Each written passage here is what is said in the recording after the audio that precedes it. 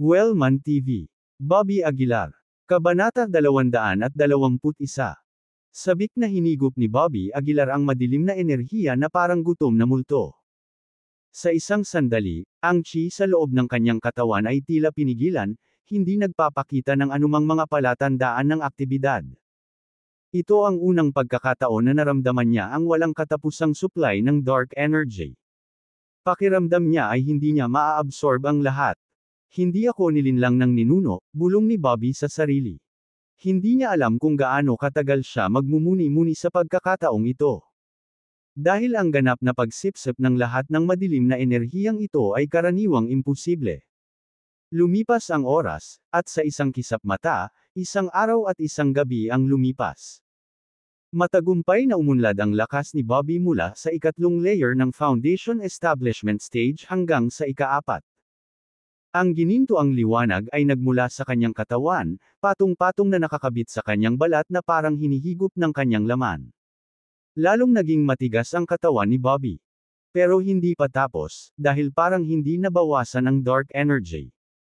Sa isang kisap mata, 3 buong araw na ang lumipas. Sa 3 araw na ito, hindi kumain, uminom, o matulog si Bobby. Desperado niyang hinigop ang madilim na enerhiya na nagmumula sa kanyang imprint. Ang temperatura sa paligid ay naging sobrang lamig, at maging ang mga bulaklak at halaman ay nagsimulang unti-unting nalalanta. Walang nakakaalam kung gaano katagal bago matapos ang pagninilay ni Bobby sa pagkakataong ito. Pamilya Schroeder. Mula nang ideklara ng pamilya Schroeder ang kanilang katapatan kay Bobby, kitang-kitang bumagsak ang kanilang katayuan. Mahirap na ngayong makita ang nangingibabaw na posisyon ng pamilya Schroeder. Tay, hihiga na lang ba tayo dito? Ungol ni Miles Schroeder habang nakaupo sa malapit. Isang malamig na sulyap kay Miles si Conrad Schroeder at nagmura, lahat ng ito ay dahil sa iyo, walang kwentang bastard. Kung hindi dahil sa iyo, ang pamilya Schroeder ay hindi haharap sa kapahamakang ito, at hindi sana namatay ang iyong kuya. Napatahimik si Miles. Isang walang kabuluhan na alam lang kung paano sirain ang mga bagay-bagay. Saway ni Conrad. Hey, ilalabas mo ang iyong pagkadismaya sa iyong anak dahil hindi ka sapat sa iyong sarili. Maya-maya lang ay may narinig na boses mula sa labas. Pagtingin sa itaas, isang higanteng figure na parang bakal na tore ang nakatayo sa pintuan. Ang kanyang katawan ay walang kapantay na matatag, na may nakaumbok na mga kalamnan na nagsasagawa ng mapang-ipang puwersa. Sino ka? Bahagyang nagbago ang mukha ni Conrad, puno ng pagbabantay ang mukha niya. Ang malaking lalaking ito ay nagpakita sa kanya na parang multo. Ito ay sapat na upang patunayan na ang taong ito ay hindi ordinaryong tao. Siyempre, nandito ako para tulungan ka, sabi ng matipunong lalaki, dahan-daang lumapit kay Conrad at umupo ng hindi inanyaya. Bahagyang nagsalubong ang mga kilay ni Conrad. Tumingin siya kay Miles at sumenyas, umalis ka muna. Bigyan mo muna ako ng pera. Lalabas ako mamayang gabi, at naubusan na ako ng pera, walang hiyang sabi ni Miles. Nang marinig ito, mas nagalit si Conrad. Paanong siya, na namuhay ng labis na kahanga-hanga, ay nanganak ng isang walang kwentang anak. Kunin mo sa Tito Shane mo. Sabi ni Conrad habang nakapikit ang mga ngipin. Mahal kita ama. Tumango si Miles at tumakbo palabas. Inabot ni Conrad, at isinara ang pinto sa likod niya. Pagkatapos, tumingin siya sa matipunong lalaki sa harap niya at malamig na sinabi, ano ang ibig mong sabihin dito? Ngumiti lang ang matipunong lalaki, ayaw mo bang umalis sa kontrol ni Bobby Aguilar habang buhay? Nanatiling tahimik si Conrad. Siyempre, ayaw niya. Paanong ang dating walang kapantay na Conrad sa Chozel ay handang magpasakop sa isang junior? Sino ka? Tanong ni Conrad sa matipunong lalaki sa harapan niya. Bahagyang ngumiti ang matipunong lalaki, ang pangalan ko ay Adrian Bauer, mula sa Earthfiend Valley. Nang marinig ang tatlong salitang, Earthfiend Valley, bahagyang nagbago ang mukha ni Conrad. Bilang isang Grandmaster, natural na narinig niya ang Earthfiend Valley. Ito ay isang kilalang sekta na gusto ng lahat na hampasin. Sinasabing nakatago sila sa Timog Kanluran, nagsasanay ng masasamang sining, at sinasakta ng hindi mabilang na mga tao. Kung makikipagtulungan ka sa amin sa Earthfiend Valley, anong kahirapan sa pagbabalik upang maging numero unong kapangyarihan sa Chozo? Sabi ni Adrian na baka sa mukha niya ang pagmamalaki. Kumpiyansa siya, naniniwalang hindi tatanggihan ni Conrad ang imbitasyon ni Earthfiend Valley. Gayunpaman, umiling si Conrad. Natatakot ako na hindi ako interesado sa iyong Earthfiend Valley. Umalis ka na agad, malamig na sabi ni Conrad. Nang marinig iyon, nagsalubong ang mga kilay ni Adrian. Ano, ang Earthfiend Valley ay hindi sapat para sa iyo? Hindi ko nais na tanong ni Adrian. Malamig na sabi ni Conrad, nangako na ako sa aking katapatan kay Bobby Aguilar at hindi na babalik sa aking salita. Umalis ka na agad. Pumikit si Adrian, malamig na sinabi, Conrad, sana pag-isipan mo ito. Nasabi ko na dati, at hindi ako papayag. Iwanan ka agad ang aking Schroeder family. Saway ni Conrad. Nang marinig ito, hindi napigilan ni Adrian na tumawa ng malakas. Hindi ko akalain na ang Conrad na minsang tinawag na Invincible of Chozo ay matatakot sa isang junior kaya nawalan siya ng lakas ng loob. Malamig na sagot ni Conrad, at least it is better than live as wood in a corner like you. Bakas ang galit sa mukha ni Adrian, at isang nakakatakot na aura ang bumungad sa kanya. Nayanig ang buong kwarto na parang may lindol. At ang mga kasangkapan sa silid ay gumuho sa isang malakas na boom. Bahagyang nagbago ang ekspresyon ni Conrad. Ang lakas ni Adrian ay malinaw na lumampas sa kanyang inaasahan. Anong ibig mong sabihin dito, sir? Magsisimula ka ba ng away? Pilit na tanong ni Conrad. Malamig na sinabi ni Adrian, Conrad, naparito ako para magtrabaho kasama mo para iligtas ang mukha. Huwag mong kagatin ang kamay na nagpapakain sa iyo. Bumantong hininga si Conrad, may aura rin ang kanyang katawan. Kumpiyansa niyang sinabi, nilinaw ko na ang sarili ko. Umalis ka na agad.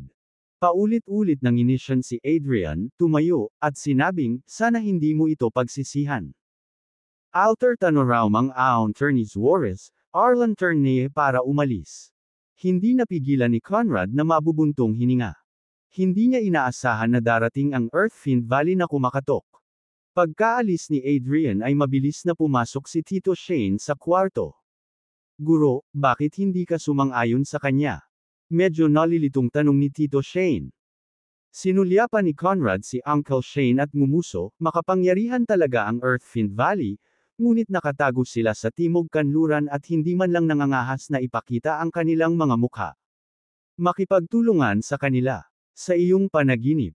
Biglang naintindihan ni Tio Shane ang sitwasyon. Kung ang isang pinunong maharlikang pamilya mula sa capital city ay dumating upang makipagtulungan, si Conrad ay hindi magdadalawang isip at sumang-ayon kaagad. Ngunit ang Earthfiend Valley. Bagamat malakas sila, kumpara sa pamilya Taylor ng capital city, wala sila. Sa modernong lipunan, kung talagang naiinis ang pamilya Taylor, maaari silang tumawag sa militar, at sa isang utos, panasan ang Earthfiend Valley sa mapa. Huwag mong hayaang lumabas ang balita tungkol dito, sabi ni Conrad kay Uncle Shane. Gayun din, ipaalam ka agad kay Bobby Aguilar, patuloy ni Conrad. Tumango si Tio Shane, yes, sir. Nang matanggap ang kanyang mga order, mabilis na umalis si Tio Shane, naghanda upang hanapin si Bobby Aguilar. Saan ka pupunta? Gayunpaman, sa sandaling sumakay si Tio Shane sa kotse, isang madilim na boses ang nagmula sa likuran. Paglingon ko, si Adrian Bauer pala. Sa sandaling ito, si Bobby Aguilar ay mata ko pa ring sumisipsip ng madilim na enerhiya. Sa loob lang ng ilang araw, nadagdagan na naman ang lakas ni Bobby. Matagumpay siyang sumulong mula sa foundation establishment stage 3 layer hanggang sa 5 layer. At walang tanda ng paghinto. Dahil dito halos tuwang-tuwa si Bobby. Kabanata 222. Ang kapaligiran sa paligid ni Bobby Aguilar ay lumalamig at lumamig, na ang mga nakapaligid na puno ay ganap na nalanta. Papalapit na ang taglamig, at ang madilim na enerhiya sa loob ni Bobby ay nagdulot ng pag-iiba sa paligid. Sa silid, si Edward Green ay tahimik na nakatayo sa tabi ng bintana, nakatingin kay Bobby. Sinubukan niyang magsanay ayon sa mga pamamaraan ng paghinga at pagmumuni-muni na itinuro ni Bobby, ngunit natagpuan na ang kanyang chi ay tila pinigilan, hindi na umasenso. Ginoo. Ang pamamaraan ng paglilinang ni Aguilar, tila kakaiba. Tahimik na ungol ni Edward. Sa kabila, tahimik na nakaupo si Conrad Schroeder sa sala, naghihintay kay Tio Armando. Gayunpaman, makalipas ang kalahating minuto, isang bangkay ang dinala. Guro, Tio Armando, patay na siya. Isang lingkod ng pamilya Schroeder ang lumuhad sa lupa na may gulat na ekspresyon. Sa lupa nakahiga si Tio Armando. Tahimik siyang nakahiga, nanginginig ang katawan na parang mummy. Shane. Nang makita ang eksenang ito, nahirapan ang puso ni Conrad. Hinawakan niya ang bangkay ni Tio Armando, puno ng sakit ang mukha. Ilang dekada nang kasama ni Uncle Armando si Conrad, at walang pagod sa kanyang paglilingkod sa pamilya Schroeder sa mga nakaraang taon. Dahil dito, lubos siyang inalagaan ni Conrad. Kahit sa huling pagkakataon, nang ang mga pagkakamali ni Uncle Armando ay nagsangkot sa pamilya Schroeder, hindi napigilan ni Conrad ang sarili na patayin siya. Sino ang gumawa nito? Duguan ang mga mata ni Conrad, at galit na sumigaw. Bago pa makasagot ang katulong, tumunog ang telepono ni Conrad. Pagkatapos sumagot, isang madilim na boses ang nagmula sa kabilang panig. Ginoo. Schroeder, natanggap mo na ba ang reg along ipinadala ko sa iyo? Ang boses ay kay Adrian Bauer. Nagbago ang mukha ni Conrad, at sumigaw, ginawa mo ito. Puputulan kita. Puriin mo ako. Tumawa si Adrian sa kabilang dulo ng telepono. Ginoo. Schroeder, huwag kang magmadali. Maghintay hanggang sa makita mo ang video bago ka gumawa ng desisyon. Mahinahong sabi ni Adrian. Pagkasabi noon ay ibinaba na niya ang telepono. Ilang sandali pa, nakatanggap ng text message ang telepono ni Conrad. Ang mensaheng ito ay naglalaman ng isang video kung saan si Miles Schroeder ay nababalot ng isang madilim na aura, ang kanyang mga labi ay kulay ube, at tila siya ay nasa bingit ng kamatayan. Anak! Nanghina ang mga mag-aaral ni Conrad, at namutla ang kanyang mukha. Sa sandaling iyon, muling nagring ang telepono. Ginoo. Schroeder, ang iyong anak ay nalasan ng aking gu. Hanggat ibinigay ko ang utos, mamamatay siya ng walang pag-aalinlangan. Mahinahong sabi ni Adrian. Nag-aalalang sigaw ni Conrad, ano ang gusto mong gawin? Huwag mong hawakan ang anak ko. Ha ha ha. Hindi napigilan ni Adrian ang tumawa ng malakas. Kung ayaw mong maksident ang anak mo, mas mabuting makipagtulungan ka sa akin ng masunurin. Ngumisi si Adrian. Sa sandaling ito, ganap na nataranta si Conrad. Si Tristan Schroeder ay patay na, at si Miles ang naging tanging kahalili ng Schroeder family.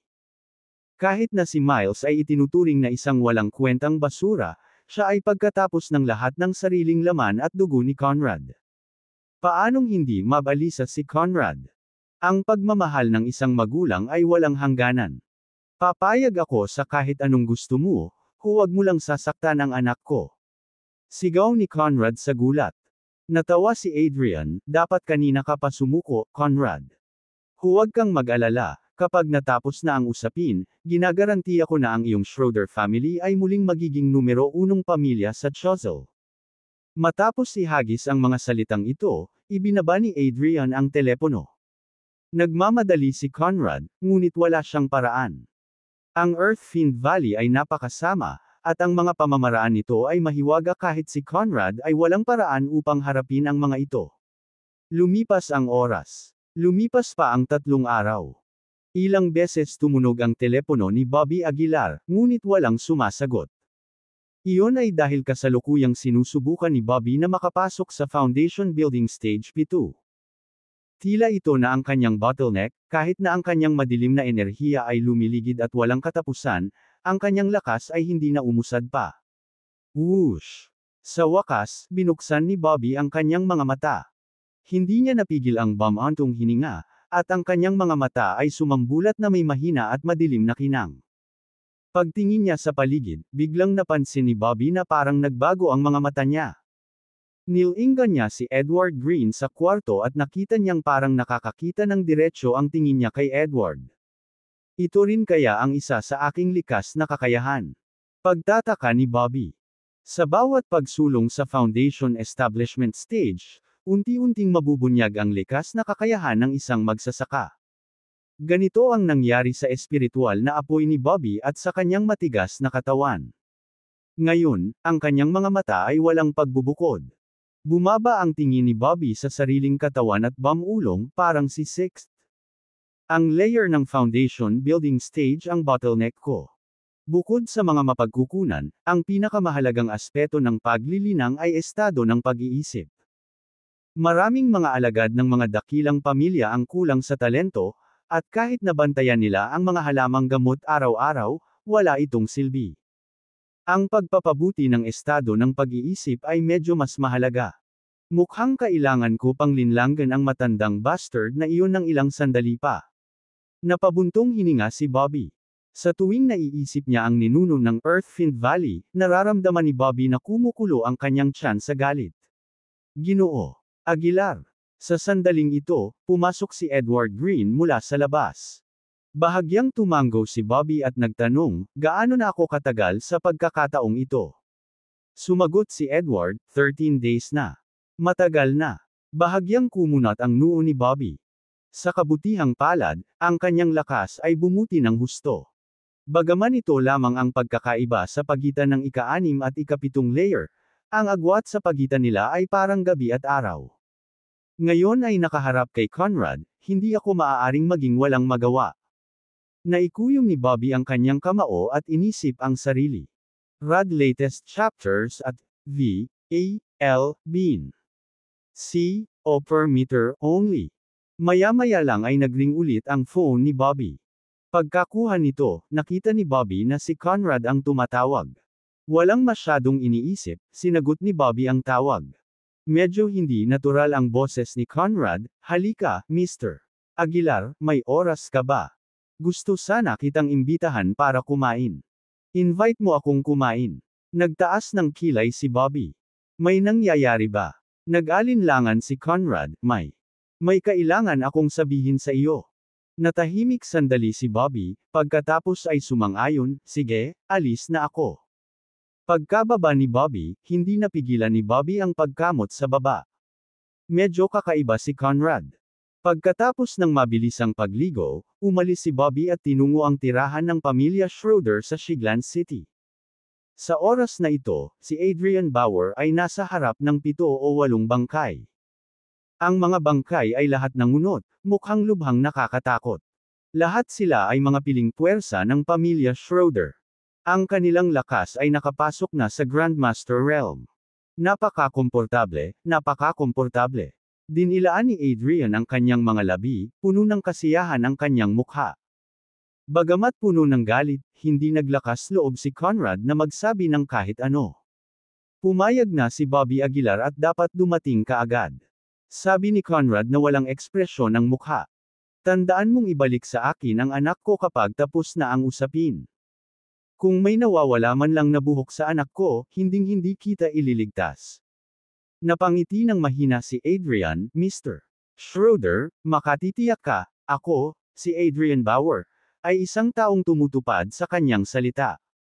Umaasa ako. Malamig na bumantong hininga si Conrad, at saka umalis na may haplos sa kanyang manggas. Si Adrian ay tumawa ng masama, ang madilim na enerhiya sa kanyang paligid ay lumulutang habang dahan-dahan niyang itinaas ang kanyang palad, at isang pagsabog ng itim na enerhiya ay bumulwak mula sa siyam na direksyon. Bobby Aguilar, sinubukan mong nakawin ang akin, ngayon sisiguraduhin kong wala kang lugar na mamamatay. Malungkot na sabi ni Adrian. Hindi nagtagal, dumating si Bobby sa tirahan ng pamilya Schroeder sakay ng kotse. Naghihintay si Conrad sa pintuan, at nang makita niyang dumating si Bobby, bakas sa mukha niya ang pagkabalisa. Kabanata 223. Pilit na pinigilan ni Conrad Schroeder ang emosyonal na kaguluhan sa kanyang puso at lumapit kay Bobby Aguilar. Ginoo Aguilar. Medyo hindi natural ang ngiti ni Conrad. Tumingin si Bobby kay Conrad at tumawa, anong meron? Nakakatakot ang mukha mo. Anong nangyari? Natigilan si Conrad, at mabilis na umiling, wala. Wala, hindi lang ako nakakapagpahinga ng maayos kanina. Tumawa si Bobby at sinabing, bibigyan kita ng tableta sa ibang araw, magagarantiyahan ka ng mas masarap na tulog kaysa sa baboy.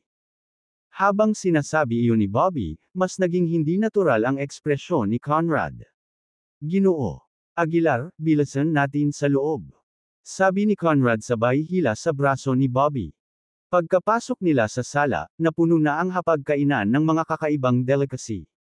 Ang daming pagkain. Malaki. Ilang araw na akong hindi nakakain ng masarap.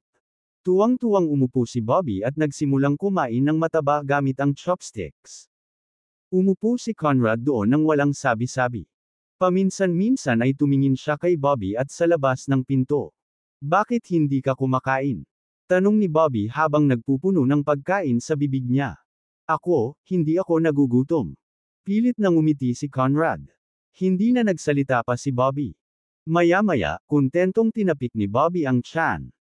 Pinunasan niya ang kanyang bibig at sinabing may halong ngiti at pagkaseryoso, Conrad, minsan ang isang desisyon ay maaaring magbago ng buhay ng isang tao. Nang marinig ito, biglang nagbago ang mukha ni Conrad. Halos hindi niya maiwasang ibunyag ang plano ni Adrian Bauer. Ngunit sa pag-iisip sa kanyang anak na si Miles Schroeder, sa huli ay nagpigil si Conrad. Mr. Aguilar, hindi ko masyadong naiintindihan ang sinasabi mo, sabi ni Conrad na may awkward na ngiti. Tamad na naginat si Bobby at sinabing, kung hindi mo naiintindihan, huwag kang mag-alala. Magpanggap na wala akong sinabi. Nga pala, may gusto kang kausapin sa akin, di ba? Sige lang. Tumingin si Bobby kay Conrad, nakangiti. Nalilito si Conrad kung ano ang gagawin. Ang misyon niya ay linlangan si Bobby na pumunta rito. Ngunit kung ano ang partikular na gagawin, hindi binanggit ni Adrian. Bobby, ako ang nagtanong sa'yo. Nang matalo si Conrad, pumasok si Adrian mula sa labas. Napatingin si Bobby kay Adrian, medyo nagulat, Aiden Ortega. Anong ginagawa mo dito? Tumawa si Adrian, Bobby, ngayon lang ako naging disipulo ni Conrad. Isang alagad ni Conrad. Nagtaas ng kilay si Bobby. Hindi ka ba miyembro ng Lane family? Nagtatakang tanong ni Bobby. Nagkunwaring galit si Adrian, hindi worth it ang Lane family na iyon. Ang pananatili sa kanila, wala akong mga prospect sa buhay na ito. Ang mga tao ay natural na pumupunta sa mas mataas na lugar, at ang tubig ay dumadaloy sa mas mababang mga lugar, tama ba? Nang marinig ito, hinimas ni Bobby ang kanyang baba at nanatiling tahimik ng mahabang panahon. Bobby, hindi ko inaasahan na sa ganoong kaikling panahon, lumaki ka ng husto kaya pati si Conrad ay nawala sa iyo. Umupo si Adrian sa tabi ni Bobby, medyo masigasig na nagsasalita. Tumawa si Bobby, hindi ka rin naman masama, breaking through ta. Grandmaster. Nararapat ding ipagdiwang iyon. Tawa ng tawa si Adrian, hindi na sulit ang pagbanggit kumpara sa mga nagawa mo. Pagkatapos noon, binuhusan ni Adrian si Bobby ng isang baso ng alak at sinabing, narito ang pagdiriwang sa pagiging Chuzzle Network mo, cheers. Hindi naman tumanggi si Bobby. Dinampot niya ang baso, ikanawit ito ng kay Adrian, at pinatuyo ito sa isang lagok. Uminom din ng ilang rounds ng alak si Bobby na kumakain na kasama si Adrian.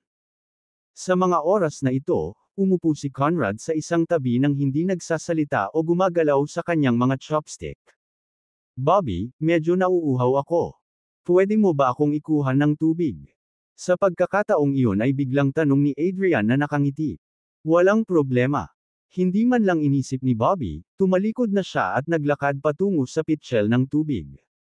Gayunpaman, nang humarap ang likod ni Bobby kay Adrian, isang walang awa na kislap ang sumilay sa mga mata ni Adrian. Sa isang kumikinang na liwanag sa kanyang daliri, inabot niya ang tapat ng vital point ni Bobby na may whoosh. Sa ilalim ng proteksyon ng inner strength, ang mga daliri ni Adrian ay mas matalas kaysa sa isang punyal at napakabilis. Maging ang bakal ay agad na mabutas. Kaya buo ang tiwala ni Adrian na kaya niyang alisin si Bobby sa isang suntok lang. Hanem, bakit natanggal ang tali ng sapatos ko? Pero saglit lang, biglang nag-squat si Bobby. Dumampi ang daliri ni Adrian sa katawan ni Bobby. Damn it! Tahimik na nagmura si Adrian. Itong si Bobby, ang swerte talaga. Sa malamig na mga mata, pinagmasdan niya si Bobby na nakalupasay sa lupa, at inabot ang daliri sa pangalawang pagkakataon. Nakalas din ang isang ito, nakakainis talaga. Gayunpaman, bahagyang inilipat ni Bobby ang kanyang katawan, muli itong umiwas sa nakamamatay na suntok. Napakapangit nitong mukha ni Adrian, halos mawalan na siya ng gana. Hindi ako naniniwala na ang iyong swerte ay palaging magiging ganito kaganda. Galit na galit, inabot ni Adrian ang dalawang kamay. Conrad, bilang host, dapat mong ibuhos ang tubig. Muling tumalikod si Bobby sa tamang pagkakataon, muling umiwas sa atake ni Adrian. Paano ito posible? Halos mabaliw si Adrian. Isang masamang pakiramdam ang biglang lumitaw sa kanyang puso. Ang swerte ng isang tao ay maaaring maging mabuti ng isang beses, dalawang beses, ngunit hindi sa bawat solong oras, perpektong pag-iwas sa mga suntok. Sa sobrang gulat ni Adrian, biglang lumingon si Bobby. Marahan siyang bumantong hininga, binigyan na kita ng 3 pagkakataon para patayin ako, pero hindi mo lang sila pinahalagahan, di ba? Kabanata 224. Nang marinig ang sinabi ni Bobby Aguilar, biglang nagbago ang mukha ni Adrian Bauer. Nagmamadali siyang umatras ng 2 hakbang at maingat na sinabi, Bobby Aguilar, ano ang ibig mong sabihin dyan? Anong ibig kong sabihin? Paulit-ulit nang inisya ni Bobby Aguilar. Magpapanggap ka pa ba? 3 beses mong sinubukang kitilin ang buhay ko, at sa tingin mo hindi ko napansin. Malamig na sabi ni Bobby Aguilar. Sa sandaling ito, medyo ayaw pa ring tanggapin ni Adrian Bauer ito. Kinagat niya ang kanyang mga ngipin at sinabing, Bobby Aguilar, nagkakilala tayo sa pamamagitan ng away, bakit ko gustong kitilin ang buhay mo? Humigop ng tubig si Bobby Aguilar at walang pakialam na sinabi, talagang ayaw kong kitilin ni Aiden Ortega ang buhay ko, at hindi rin siya pumunta para pukawin ako. Kawawa ka naman, hindi ikaw si Aiden Ortega. Sa sandaling lumabas ang mga salitang ito, ang mukha ni Adrian Bauer ay agad na namutla sa gulat.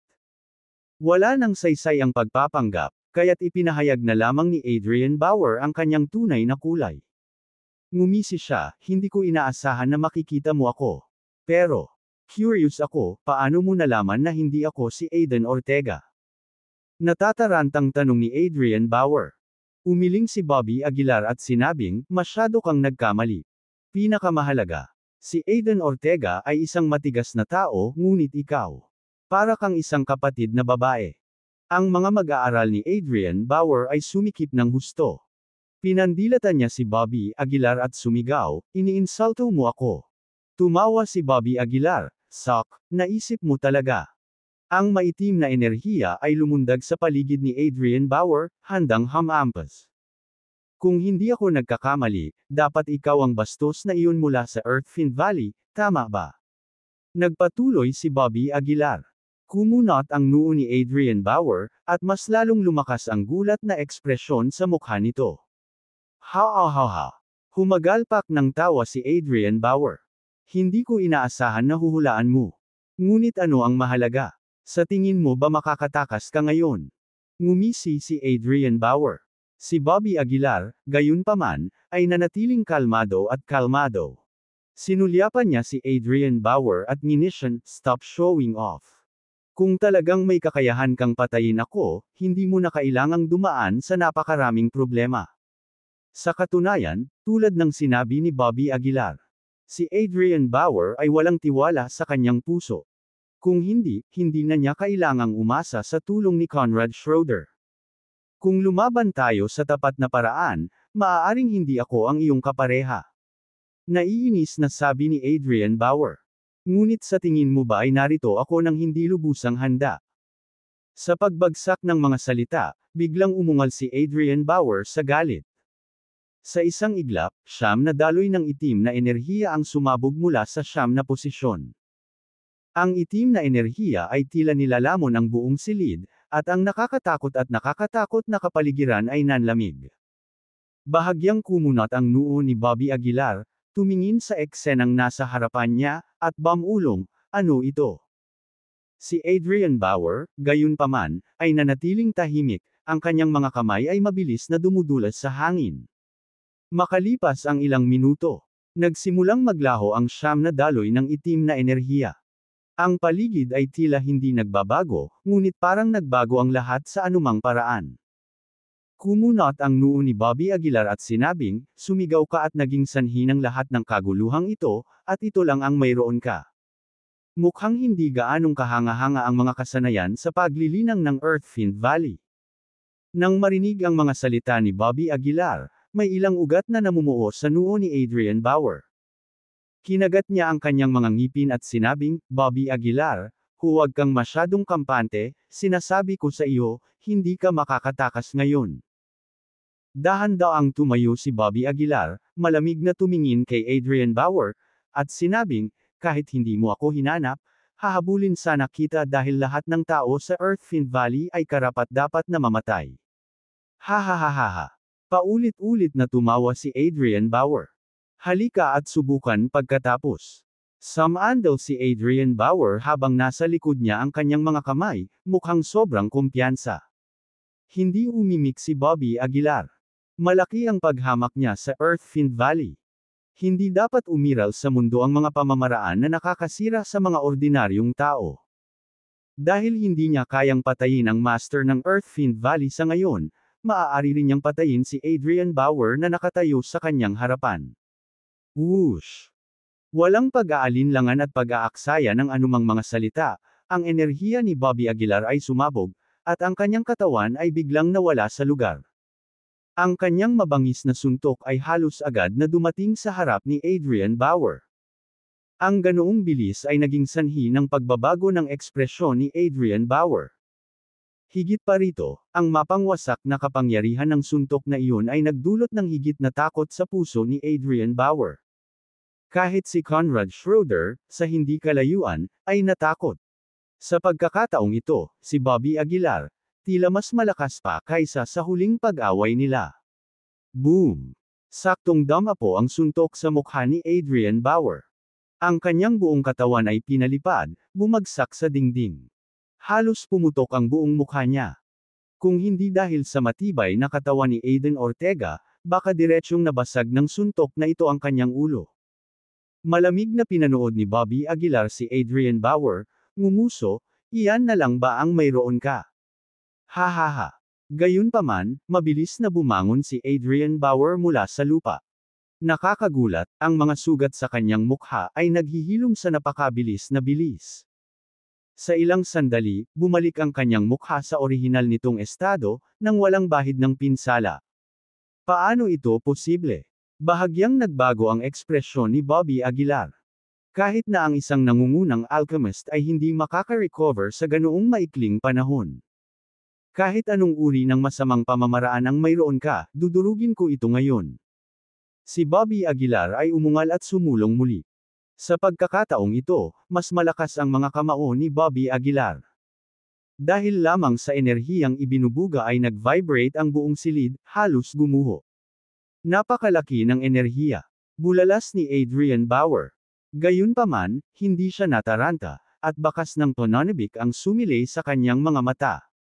Boom! Ang suntok na ito ay direktang nabasag ang hindi kapani-paniwalang matibay na katawan ni Aiden Ortega. Malaking bahagi ng laman at dugo ang nauwi sa loob, at hindi mabilang na mga buto ang nadurog. Hindi kapani-paniwala. Ang pisikal na katawan lang ang makakapagdulot ng nakakatakot na kapangyarihan, si Conrad Schroeder na nakatayo sa malapit ay namangharin sa suntok na ito. Hahaha. Hindi nagtagal, muling tumayo si Adrian Bauer. Gaya ng dati, mabilis na nakabawi ang kanyang katawan. Hahaha. Karapat-dapat sa magulong katawan. Noong una, gusto kong kunin ang rebel tong bato, ngunit nagbago ang isip ko pagkatapos kong malaman na ikaw ay isang magulong katawan, puno ng kabaliwan ang mga mata ni Adrian Bauer. Pinaikit ni Bobby Aguilar ang kanyang mga mata at sinabing, ano, gusto mo bang angkinin ako? Ngumisi si Adrian Bauer, hindi, itong katawan ko ay higit pa sa sapat. Gusto kitang patayin at gamitin ang katawan mo para buhayin ang ating ninuno. Sa oras na iyon, ang ating Earthfiend Valley ay hindi na kailangang magtago sa timog kanluran. Tawa ng tawa si Adrian Bauer. Nagtaas ng kilay si Bobby Aguilar. Sinulyapan niya si Adrian Bauer at mahinang sinabi, yung ninuno na sinasabi mo. Dapat ay ang matandang hayop sa rebeltong bato, tama ba? Sok, loyal ka talaga aso. Sa mga salitang ito, biglang nagkontrata ang mga mag-aaral ni Adrian Bauer. Ikaw, nakapasok ka na sa rebeltong bato. Tinitigan ni Adrian Bauer si Bobby Aguilar, galit na nagsasalita. Ngumiti si Bobby Aguilar. Tama, hindi lang ako nakapunta doon, pero naabsorb ko na rin ang dark energy nito. Dapat kong sabihin, ang madilim na enerhiya ng matandang hayop ay talagang napakalawak, at napatunayang ito ay isang madaling gamiting kasangkapan. Ang mga salita ni Bobby Aguilar ay walang alinlangan na ikinagalit ni Adrian Bauer. Tumangala siya at umungol, talagang naglakas loob kang gamitin ang ating ninuno bilang kasangkapan. Bobby Aguilar, papatayin kita. Pagkasabi nito, pinagsalikop ni Adrian Bauer ang kanyang mga kamay at tahimik na binibigkas ang isang spell. Kabanata 225.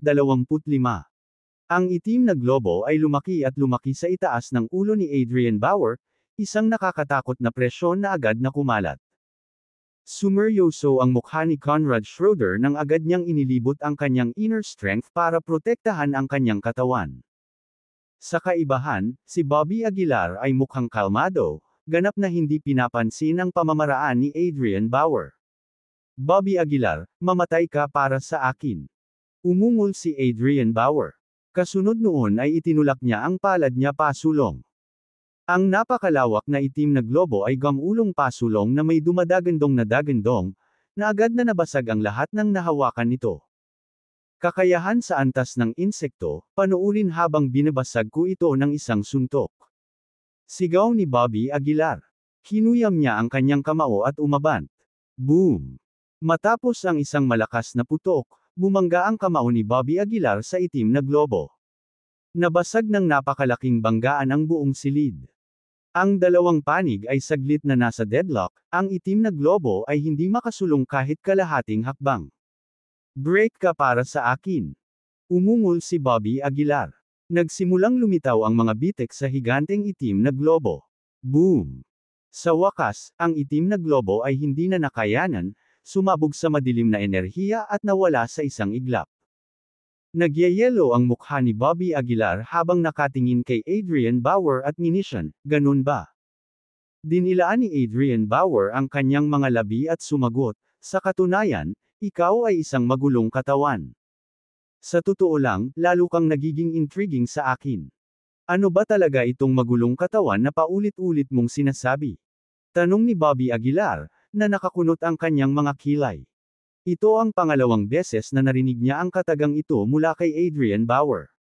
Magtanong ka sa impyerno. Umungol si Adrian Bauer nang muling lumitaw ang mga itim na orb sa kanyang palad. Muli, hindi napigilan ni Bobby Aguilar na sumimangot. Kahit na alam ni Adrian Bauer na hindi epektibo ang pamamaraang ito, pinilit pa rin niyang gamitin ito. Ano ang kahulugan nito? Hahaha, kaya mong panindigan ang isa, pero paano kung 10? Adrian Bauer tumawa ng baliw. Itinulak niya ang itim na globo sa kanyang kamay pasulong, at agad na nagsimula ang isa pang itim na globo. Ha! Bahagyang nagbago ang mukha ni Bobby Aguilar, bakas sa kanyang mga mata ang pagkagulat. Ang diskarteng ito ay lubhang nakakapagod, ngunit si Adrian Bauer ay patuloy na nakapaghagis ng maraming orbs. Hindi kaya walang katapusan ang kanyang tibay. Boom! Ilang itim na orbs ang sumabog sa tabi ng tenga ni Bobby Aguilar. Parang sasabog ang eardrums niya. Maging si Bobby Aguilar ay hindi napigil ang dumyugo sa kanyang tenga. Hindi ko kayang magpatuloy ng ganito. Naging malamig ang ekspresyon ni Bobby Aguilar. Ang mga wizard ay hindi sanay sa malapit na labanan at madalas umasa sa mga diskarte, kaya hindi niya pinapayagan si Adrian Bauer na manatili sa malayo. Shush! Nag-transform si Bobby Aguilar sa isang bahid ng gintong liwanag at naabot si Adrian Bauer sa isang kisap mata. Ang kanyang napakalaking kamao, na may puwersang maaaring makabasag ng anuman, ay bumagsak kay Adrian Bauer.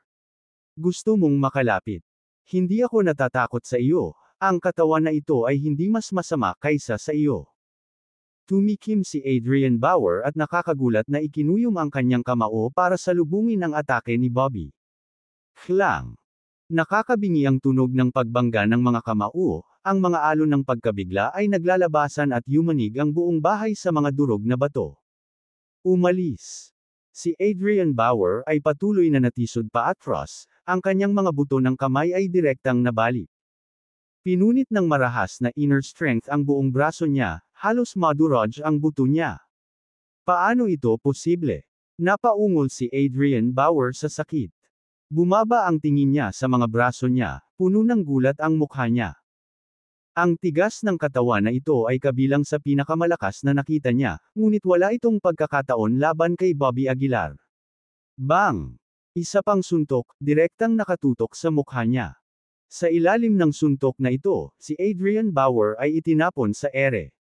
Hindi umatras si Bobby Aguilar sa puntong ito. Bumagsak ang kanyang kamao na parang gintong ulan. Sa isang kisap mata, 12-dosenang suntok na ang natamo ni Adrian Bauer. Lahat ng buto sa katawan niya ay nabasag at halos tumpok na siya ng laman. Nanalo ba tayo? Napabuntong hininga si Conrad Schroeder sa malapit. Sa sandaling bumagsak ang kanyang mga salita, ang katawan ni Adrian Bauer ay nagsimulang gumaling muli ng dahan-dahan. Sa loob lamang ng ilang maikling minuto, ang katawan ni Adrian Bauer ay ganap na naibalik. Bahagyang tumaas ang kilay ni Bobby Aguilar. Hinaplos niya ang kanyang baba sa pagmumuni-muni, pagkatapos ay bumulong, kaya ayon, nakikita ko. Hahaha. Bobby Aguilar, hindi mo ako mapapatay. Ngunit dahan-dahan kitang maubos hanggang mamatay. Tumawa ng baliw si Adrian Bauer. Napangiti si Bobby Aguilar, nahulaan ko na. Nahulaan. Walang katapusang ngumisi si Adrian Bauer. Bluffing.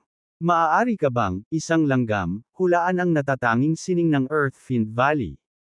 Ngumisi si Adrian Bauer. Lumingalinga si Bobby Aguilar sa paligid at bumulong, noong una, akala ko ay mayroon kang ilang hindi maisip na mga diskarte upang mabilis na gumaling, ngunit pagkatapos ay naramdaman kong hindi ito ganoon. Not hanggang sa nakita ko ang iyong walang hanggan na enerhiya, at nang mabawi mo ang iyong katawan, kahit na ang mga gumuhong bahay ay naibalik, sigurado ako sa aking iniisip. Nang marinig ang mga salita ni Bobby Aguilar, mabilis na nilingon ni Conrad Schroeder ang paligid. Sa katunayan, ang mga gusaling na wasak ay talagang buo. Ngumisi si Adrian Bauer, maingat kang nagmamasid. Hindi pinansin ni Bobby Aguilar si Adrian Bauer at nagpatuloy sa paghula. Ibig sabihin ba nito ay immortal ka sa lugar na ito? Tama. Ngumisi si Adrian Bauer. Ang diskarteng ito ay lubos na kamanghamanghang. Nagulat si Bobby Aguilar. Mukhang talagang nabubuhay ang Earthfiend Valley sa pangalan nito. Kahit nahulaan mo na, ano ang magagawa mo? Unti-unti kong mauubos ang lakas mo, at pagkatapos mong mapagod, siguradong mamamatay ka. Ngumisi si Adrian Bauer. Habang nagsasalita ay muling gumalaw ang palad ni Adrian Bauer.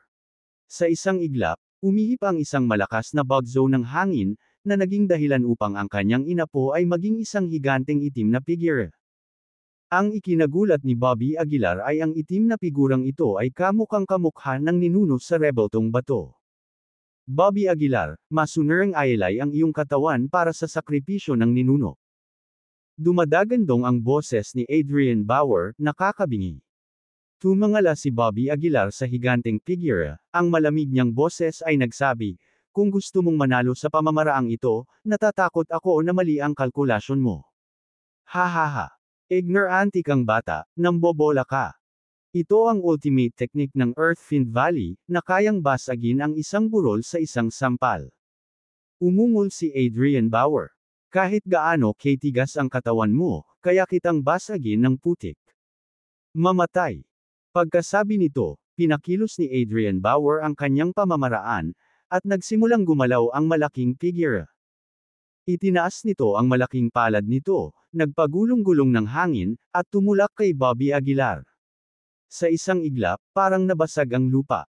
Maging si Conrad Schroeder, na nasa hindi kalayuan, ay nadiin, sumasakit ang kanyang dibdib, at samuka siya ng isang subo ng dugo.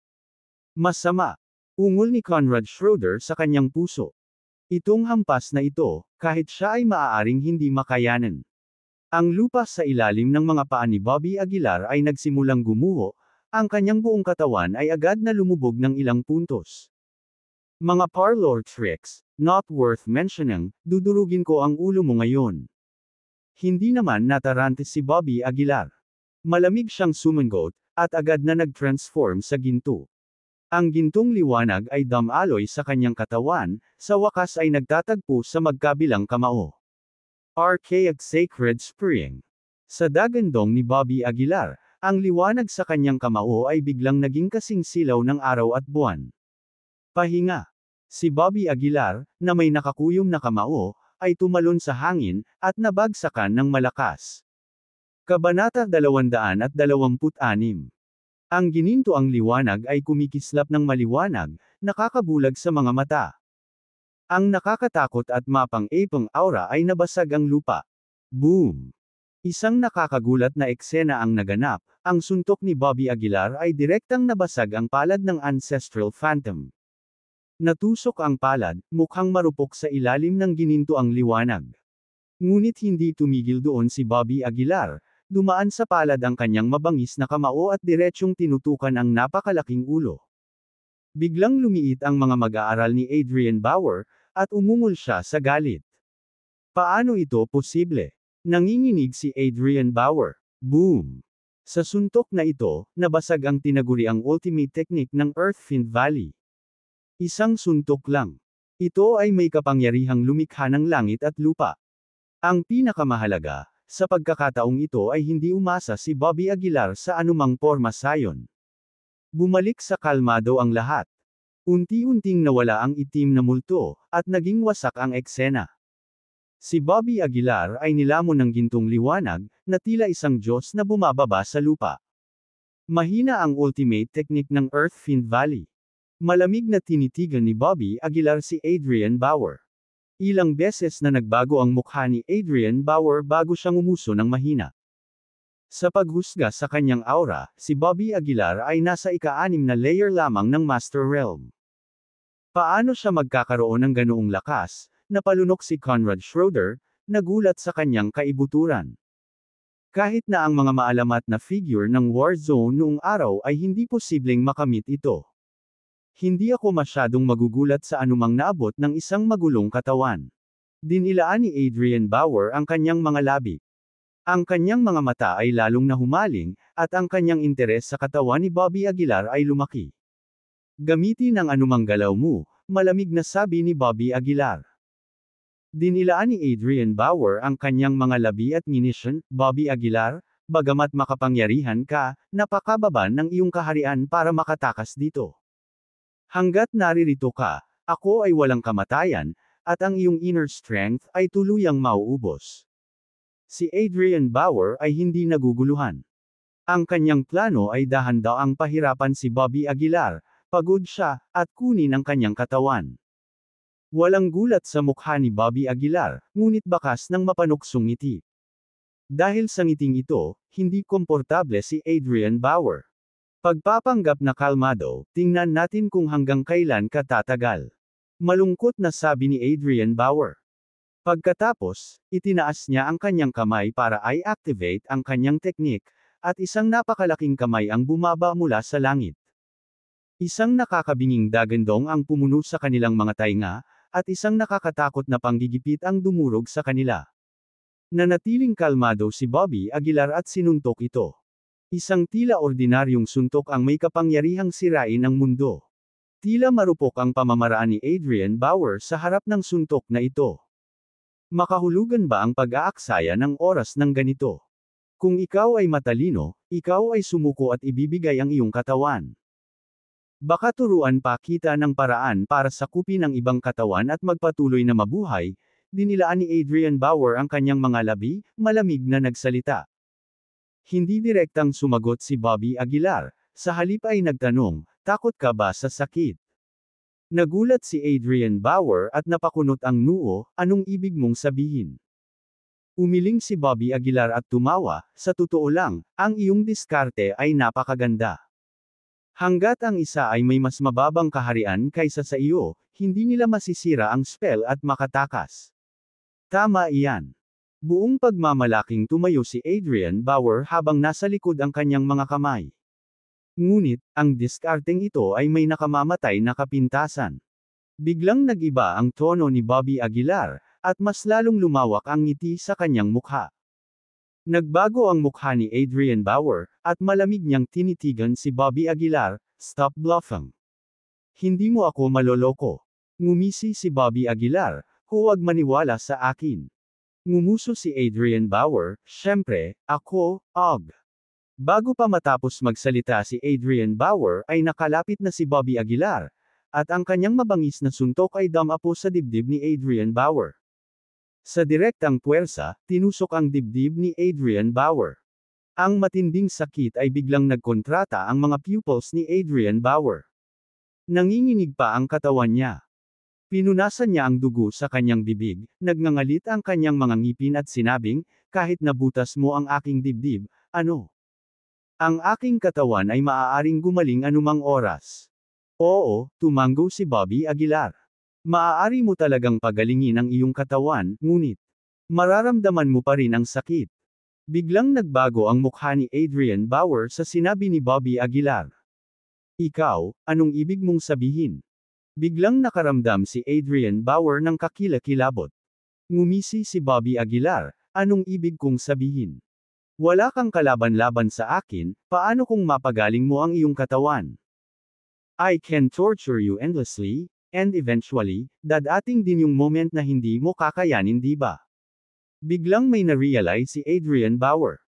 Oo, sa mga tuntunin ng lakas, si Adrian Bauer ay hindi katugma para kay Bobby Aguilar. Ngunit hindi niya pinansin ang isang mahalagang issue. Magagamit din ni Bobby Aguilar ang kanyang labis na lakas para pahirapan siya ng hindi mabata na sakit. May limitasyon ang tibay ng bawat isa, at kapag nalampasan ito, babagsak sila. Mukhang naiintindihan mo na ngayon. Napangiti si Bobby Aguilar, na nagpakita ng isang subo ng mapuputing ngipin. Gayunpaman, ang makikinang na ngiti na ito ay parang demonyo sa mga mata ni Adrian Bauer. Hindi ko siya hahayaang makalapit." Naisip ni Adrian Bauer sa kanyang sarili, nagbabalak na tumakbo. Ngunit sa kasamaang palad, huli na ang lahat. Si Bobby Aguilar ay mas mabilis at nagsara. Pagkatapos ay nakita nila si Bobby Aguilar na hinawakan ang leeg ni Adrian Bauer gamit ang isang kamay, at pagkatapos ng mahinang dagandong, isang napakalaking puwersa ang sumabog mula sa kanyang palad. Pa! Sa ilalim ng napakalaking puwersang ito, direktang pinaikot ni Bobby Aguilar ang leeg ni Adrian Bauer. Sakit. Sakit sa puso. Ngunit hindi nagtagal, nagsimulang gumaling ang katawan ni Adrian Bauer. Pagkatapos niyang gumaling ng husto, muling pumikit si Bobby Aguilar at hinawakan ang mga daliri ni Adrian Bauer. Bitik. Isa-isang sinira ni Bobby Aguilar ang lahat ng 10 daliri. Sabi nga sa kasabihan, 10 daliri ang konektado sa puso. Malalim itong naramdaman ni Adrian Bauer sa sandaling iyon. Nagsimula ang walang katapusang pagpapahirap. Walang humpay si Bobby Aguilar, paulit-ulit na pinapahirapan si Adrian Bauer tuwing gumagaling ang kanyang katawan. Maging si Conrad Schroeder, na nasa hindi kalayuan, ay hindi nakatiis na panoorin ang gayong kalupitan. Si Adrian Bauer ay nagsimulang pumutok sa ilalim ng presyon. Ang patuloy na pagpapahirap ay nakaapekto sa kanyang mental na lakas, at ang kanyang paningin ay nagsimulang lumabo. Tumingin si Bobby Aguilar kay Adrian Bauer at nginisyon, "Mukhang na-misunderstood mo ang sitwasyon. Nakulong kita, hindi ang kabaliktaran."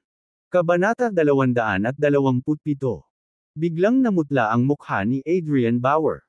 Isang pakiramdam ng takot ang kumalat mula sa kaibuturan ng kanyang puso. Ang taong ito ay isang demonyo. Ang kanyang mga kamay, dibdib, ulo, at maging ang kanyang ibabang bahagi ng katawan ay hindi mabilang na binasag ni Bobby Aguilar. Walang sino man ang makatiis ng ganoong sakit. Sa isang kisap mata, isang oras na ang lumipas. Hindi alam ni Adrian Bauer kung ilang beses na siyang nadurog. Ang kanyang espiritu ay umabot na sa bingit ng pagbagsak. Maaari siyang mawala ng malay anumang oras. Tulad ng para kay Bobby Aguilar, ang kanyang estado ay nagsimulang lumala rin. Ang kanyang espiritual na kapangyarihan ay humihina sa loob ng kanyang katawan, at maging ang kanyang hininga ay nagsimulang bumagal. Hindi nagtagal at natuyo ang lakas ni Bobby Aguilar. Hindi na ako makakatagal pa. Nagsimulang mamulot ng pawis ang noo ni Adrian Bauer. Boom! Bago siya makapagdesisyon, muling sumuntok si Bobby Aguilar, na muling nabasag ang kanyang laman na katawan.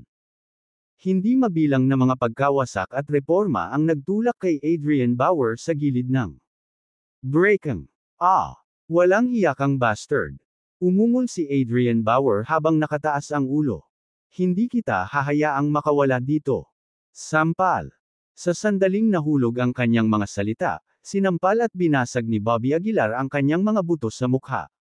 Stop talking nonsense, I really like torture people. Bahagyang humihingal si Bobby Aguilar. Dapat pumunta sa ika-18 layer na purgatorio ang mga taong tulad mo. Ituturing ko lang ito bilang pagpapalam sa iyo ng pagpapahirap sa impyerno ng maaga. Ibinuka ni Bobby Aguilar ang kanyang bibig, inihayag ang isang subo ng mapuputing ngipin. Ang malupit niyang ngiti ay nagpabagsak sa isip ni Adrian Bauer, na gusto pa ring magpumilit. Walang sino man ang makakayanan ng gayong hindi makataong pagpapahirap. Hindi ko na kaya. Ang ekspresyon ni Adrian Bauer ay hindi kapani-pani walang nasaktan, siya ay nagngangalit ng kanyang mga ngipin, nakaramdam ng medyo panghihinayang sa kanyang puso. Matapos ang hindi mabilang na mga kalkulasyon, hindi niya kailanman mahulaan ang pagliko ng mga pangyayari. Sa sandaling ito, biglang may naisip si Adrian Bauer. Inikot niya ang kanyang ulo upang tingnan si Conrad Schroeder, na kanina pa nanunood ng labanan, isang malamig na ngiti ang lumitaw sa gilid ng kanyang bibig. Kung ito ay dumating sa hilaw na kapangyarihan, ang lakas ni Conrad Schroeder ay talagang higit kay Adrian Bauer. At siya ay nanunood sa buong oras, malinaw na nasa pinakamataas na kalagayan. Upang harapin ang kasalukuyang Bobby Aguilar, hindi ito magiging problema sa lahat. Sa pag-iisip nito, hindi napigilan ni Adrian Bauer ang tumawa. Nagsalita siya ng mga incantation, at nagsimulang magbago ang eksena sa harap niya. Mabilis na bumalik ang paligid sa dating tagpo ng kainan. Lumingalinga si Bobby Aguilar sa paligid at minisyon, hindi ka na makakatagal pa. Dinilaan ni Adrian Bauer ang kanyang mga labi at minisyon, tama ka, hindi na ako makakatagal pa. Ano ngayon? Tumaas ang isang kilay ni Bobby Aguilar, humakbang palapit kay Adrian Bauer. Hindi siya natakot ni Adrian Bauer, nagngangalit ang kanyang mga ngipin habang sinabi niya, ngunit sa kasamaang palad, mamamatay ka pa rin ngayon. Nagtaas ng kilay si Bobby Aguilar. Hindi na nagsalita pa si Adrian Bauer, lumingon siya kay Conrad Schroeder at sumigaw, Conrad Schroeder, dumating na ang pagkakataon mo. Patayin ka agad si Bobby Aguilar. Nang marinig ang mga salitang ito, parehong nagbago ang mga mukha ni na Bobby Aguilar at Conrad Schroeder. Nang magtagpo ang kanilang mga mata, tila sila ay nasa isang standoff para sa hindi mabilang na mga round. Malamig na tinitigan ni Bobby Aguilar si Conrad Schroeder, bakas sa kanyang mga mata ang pagbabantay. Samantala, si Conrad Schroeder ay may salungat na ekspresyon sa kanyang mukha, at ang kanyang puso ay tumibok ng husto. Conrad Schroeder, patayin mo siya para sa akin. Ngayon na. Galit na sigaw ni Adrian Bauer nang hindi gumalaw si Conrad Schroeder. Huminga ng malalim si Conrad Schroeder, at mabilis na tumaas ang kanyang aura.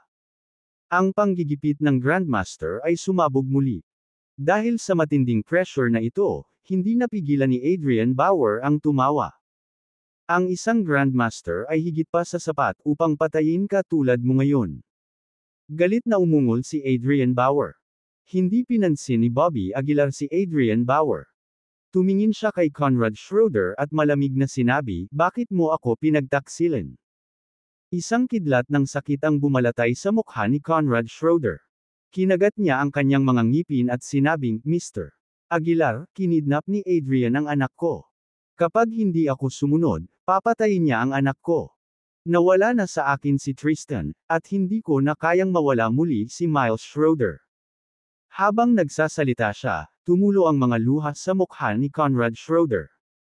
Napaluhod siya sa pamamagitan ng kumakatok, humihikbi. Ginoo Aguilar, patawarin mo ako, ipaghihiganti kita. Pinunasan ni Conrad Schroeder ang kanyang mga luha at malungkot na sinabi. Si Adrian Bauer, na nakatayo sa gilid, ay tumawa ng hibang, magaling. Huwag mag-aksaya pa ng oras. Basta patayin mo si Bobby Aguilar, ibabalik ko sa iyo ang anak mo. Sa oras na iyon, maaari ka pa ring maging hari ng Choiseul. Tutulungan ka rin ng Earthfiend Valley na alisin ang lahat ng mga nakatagong kaaway. Gawin mo. Tumayo si Conrad Schroeder mula sa lupa. Isang malakas na espiritong mamamatay tao ang lumabas sa kanyang katawan. Bilang numero 1 tao sa Choiseul, hindi mapag-aalinlanganan ang kanyang lakas. Isang malamig na aura ang bumungad kay Bobby Aguilar. Lumakas ang inner strength sa kanyang mga kamay. Nagbuga ng kakaibang liwanag ang mga palad ni Conrad Schroeder. Ginoo Aguilar, sana hindi mo ako sisihin, mahinang bulong ni Conrad Schroeder. Kabanata 228. Lalong lumakas ang aura ni Conrad Schroeder, na may nararamdamang pang-aapi. Bakas sa mukha ni Bobby Aguilar ang pagiging seryoso. Pagkatapos ng lahat, si Conrad Schroeder ay isang Grandmaster, at ang kanyang lakas ay hindi dapat maliitin. Sa isang strike, si Bobby Aguilar ay maaaring mamatay dito sa mismong lugar. Rumble. Ikinaway ni Conrad Schroeder ang kanyang palad at dumurog patungo kay Bobby Aguilar. Ginoo Aguilar. Maya-maya lang ay may narinig na malakas na sigaw mula sa labas. Sa paglingon, hinihingal si Edward Green sa pasukan. May nakahawak siya sa braso niya. Ito ay walang iba kundi si Miles Schroeder. Hindi gumagalaw si Conrad Schroeder sa mga braso ni Edward Green, mukhang patay na. Aking anak na lalaki. Sa sandaling makita ni Conrad Schroeder si Miles, sumugod siya. Niyakap niya ng mahigpit si Miles at nag-aalalang nagtanong, Anak, anong problema mo? Nakahinga ng maluwag si Bobby Aguilar. Naghinala na siya na may mali, kaya nagtanong muna siya tungkol sa sitwasyon ng pamilya Schroeder. Kasunod nito, maaga siyang nakarating sa tahanan ng pamilya Schroeder at kinuha ang isang hibla ng buhok ni Miles, gamit ang parehong paraan na ginamit niya upang mahanap si Emily Taylor, upang mahanap ang kinaroroonan ni Miles. Pagkatapos ay tinanong niya si Edward Green na hanapin si Miles habang nag-iisa siyang dumalo sa piging. Salamat at nakarating ako sa oras, sabi ni Bobby Aguilar na may pahiwatig ng. Kung ang hampas ng palad ni Conrad Schroeder ay damapo, si Bobby Aguilar ay walang alinlangan na namatay. Bobby Aguilar, paano mo nahanap si Miles? Pinandilatan ni Adrian Bauer si Bobby na may ayaw sa kanyang mga mata. Ngumisi si Bobby Aguilar, sa tingin mo ba ay may kinalaman ito sa iyo? Sa di kalayuan ay hawak pa rin ni Conrad Schroeder ang katawan ni Miles. Sa kanyang sakit, nalaman niyang wala nang natitira pang senyales ng buhay si Miles. Adrian Bauer, ang lakas ng loob mong linlanggan ako. Papatayin kita. Si Conrad Schroeder ay umungal sa pighati at galit, ang lakas ng kanyang galit ay gumuho ng bahay. Naramdaman ang nakakatakot na mamamatay tao na espiritong ito, biglang nagbago ang mukha ni Adrian Bauer. Damn it, sa estado ko ngayon, wala akong kapangyarihang lumaban. Bulong ni Adrian Bauer sa sarili. Damn you, Bobby Aguilar, tandaan mo ito, papatayin kita sooner or later. Sa sandaling ito ng krisis, si Adrian Bauer ay nag-iwan ng isang pangungusap, na nakahiwalay sa katawan ni Aiden Ortega, naging isang itim na ambon, at tumakas. Tumigil ka. Agad na sumigaw si Bobby Aguilar. Ngunit huli na ang lahat.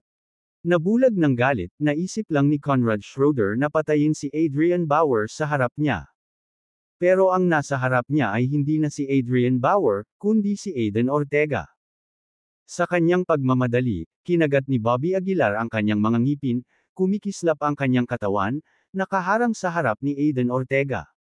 Ikalawang layer na balang kasanayan sa katawan.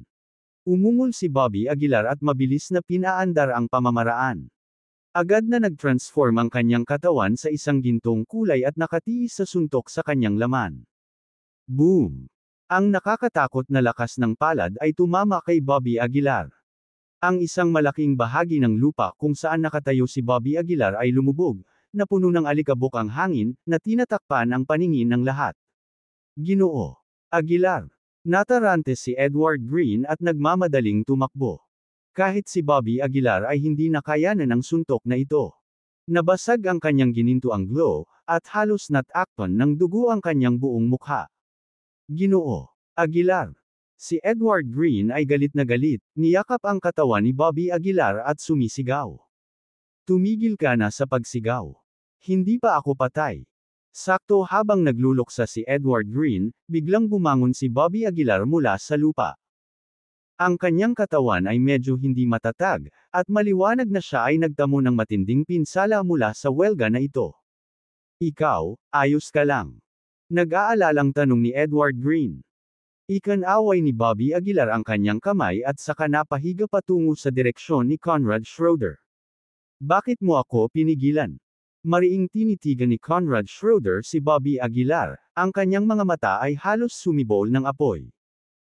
Ikinaway ni Bobby Aguilar ang kanyang kamay at sinabing, tumakas na si Adrian Bauer, at ang kasalukuyang katawan ay pagmamay-ari ng isang simpleng tao na nagngangalang Aiden Ortega. Si Conrad Schroeder ay umungal sa galit, gusto kong pumunta sa Timog Kanluran, gusto kong i-level ang Earthfield Valley. Huwag kang mag-alala, ikinaway ni Bobby Aguilar ang kanyang kamay. Naglakad siya sa harap ni Miles Schroeder, iniabot ang kanyang kamay at inilagay ito sa dibdib ni Conrad. Ginamit ni Bobby ang huling bit ng chi sa kanyang katawan para damaloy sa katawan ni Miles. Pagkatapos ay itinaas niya ang isa niyang kamay at inilagay sa noo ni Miles. Ang mga hibla ng maitim na enerhiya ay hinigop ni Bobby mula sa katawan ni Miles. Ilang sandali pa, biglang umubo ang walang buhay na si Miles sa lupa. Nang marinig ang pag-ubo na ito, isang dampi ng ecstasy ang bumungad sa mukha ni Conrad. Aking anak na lalaki. Tumakbo si Conrad at sinalu si Miles, ang kanyang nasirang mukha ay agad na pinunasan ng luha. Sa oras na ito, wala nang lakas si Bobby, at bamulong siya. Sa kabutihang palad ay nailigtas ko siya sa tamang panahon, o baka nawalan siya ng buhay. Pagkasabi nito ay bumagsak si Bobby sa lupa. Ginoo Aguilar. Sigaw ni Edward Green. Conrad, kasalanan mo ang lahat, muntik mo nang mapatay si Mr. Aguilar. Pinandilatan ni Edward Green si Conrad nang may sama ng loob. Tumalikod si Conrad, humarap kay Bobby, at napaluhod ng may kalabog. Ginoo Aguilar, salamat sa pagligtas sa anak ko. Simula ngayon, susundin ko ang bawat utos mo. Umiyak si Conrad na may mga lumang luhang umaagos sa kanyang mukha.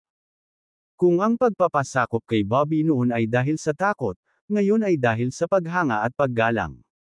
Isang buong gabing nakahiga si Bobby sa kama. Hanggang sa madaling araw ng sumunod na araw ay unti-unting gumaling ang kanyang katawan. Phew! Kinabukasan, tumalon si Bobby mula sa malaking kama. Iginalaw niya ang kanyang katawan, nakaramdam siya ng sakit sa buong katawan. Ang hampas ng palad ni Conrad. Halos patayin ako, bulong ni Bobby. Maya-maya, pumasok si Conrad kasama si Miles mula sa labas ng pinto. Ginoo Aguilar, gising ka na, yumuko si Conrad at sinabi. Inilibot ni Bobby ang kanyang mga mata at sinabing, muntik na akong hindi nagising. Dahil dito, medyo nakonsensya si Conrad, at agad siyang yumuko. Bobby. Pagkatapos, tumingin si Conrad kay Miles at pinagalitan, bilasan mo at magpasalamat sa iyong tagapagligtas. Sinama ng tingin ni Miles si Bobby at medyo sumuway, well, thanks. Sabihin mo ng maayos. Saway ni Conrad. Hinaway-kaway ni Bobby ang kanyang kamay at sinabing, kalimutan mo na, basta-basta lang akong ginawa, huwag mong isapuso. Ibinuka ni Conrad ang kanyang bibig, biglang hindi alam kung ano ang sasabihin. Kung wala na, aalis muna ako, sabi ni Bobby nang bumangon siya sa kama. Nagmamadaling sinabi ni Conrad, alis ka na agad. Bueno, ang oras ay mahalaga, at hindi ko ito masasayang. Ungol ni Bobby. Walang choice si Conrad kundi paalisin si Bobby sa Shiglan City. Sa puntong ito, biglang may naisip si Bobby. Lumingon siya para tumingin kay Conrad at ngumiti, balang araw, personal kong eye level ang Earthfiend Valley. Matapos iwan ang mga salitang ito, tumalikod si Bobby at umalis. Bagamat orihinal niyang binalak na pumunta sa White City, nagpasya siyang bisitahin muna ang River City pagkatapos muling isaalang-alang. Kung tutuusin, ito pa rin ang kanyang bayan, at nadama niya ang pakiramdam ng pagmamay-ari. Bumilis ang sasakyan sa kalsada, at hindi nagtagal ay bumalik siya sa River City. Sa araw na iyon, ang pasukan sa Longview Community ay binisita ng isang hindi tinatanggap na bisita. Ang isang Maybach ay nakaparada sa pasukan, ang plaka ng lisensya ng capital city nito ay nagpapahiwatig ng pagiging kakaiba ng bisita. Isang binata ang pumasok sa gate ng villa at pumasok sa bahay ni Bobby. Kumilos siya na parang walang tao, parang siya ang may-ari ng bahay. Nakatayo ang binata sa kwarto ni Bobby. Pagtingin sa dingding na natatakpan ng mga group photos, nanlamig ang kanyang mukha. Kabanata 229. Sa pagtingin sa matalik na larawan nina Emily Taylor at Bobby Aguilar sa dingding, nanginginig ang binata. Ang bastard na ito. Ungol ng binata sa mahinang boses, namumula ang kanyang mga mata, at nag-aalab ang galit sa kanyang dibdib. Young Master. Nanginginig na tawag ng katabi niya. Huminga ng malalim ang binata, at itinaas ang kamay, kakatapos lang burahin ang mga litratong ito. Sa sandaling ito, ang tunog ng isang makina ay nagmula sa labas. Pagtingin sa gilid, isang Audi 7 rupees ang pumasok. Nanlamig ang mukha ng binata, at agad itong tumalikod at naglakad palabas. Ang kanyang entourage ay sumunod na malapit sa kanyang likuran. Sa looban, napatingin si Bobby Aguilar sa kotseng may plaka ng capital city at kumislap ang kanyang mga mata sa pananibik. Nandito ba si Emily? Bulong ni Bobby Aguilar sa sarili. Sa pag-iisip nito ay nagmamadali siyang pumunta sa kwarto. Gayunpaman, pagdating niya sa pasukan ay nabangga niya ang binata. Hindi kapani-pani walang matigas ang katawan ng binata, para siyang nabangga sa pader. Tumangala si Bobby Aguilar sa binata at kumunat ang noo, "Sino ka?" Hindi sinagot ng binata ang tanong ngunit ngumisi, "The King of Choiseul." Nakakabilib ka. Hindi sigurado si Bobby Aguilar sa pagkakakilanlan ng binatilyong ito, kaya magalang niyang sinabi, "Iyon ay tsismis lang. Isa lang akong ordinaryong mamamayan." "Alam mo bang tsismis iyon?" Nagyayelong mukha ng binata. "Alam mo rin na isa ka lang ordinaryong tao." Tapos, sumigaw pa ang binata. Sa sandaling ito, unti-unting nanlamig ang mukha ni Bobby Aguilar. Malinaw, ang taong ito ay isang kaaway, hindi isang kaibigan. "Sino ka?" Napaatras si Bobby Aguilar at malamig na nagtanong. "Ito ang ating young master na si Dexter Blair, ang tagapagmana ng pamilya Blair ng Capital City."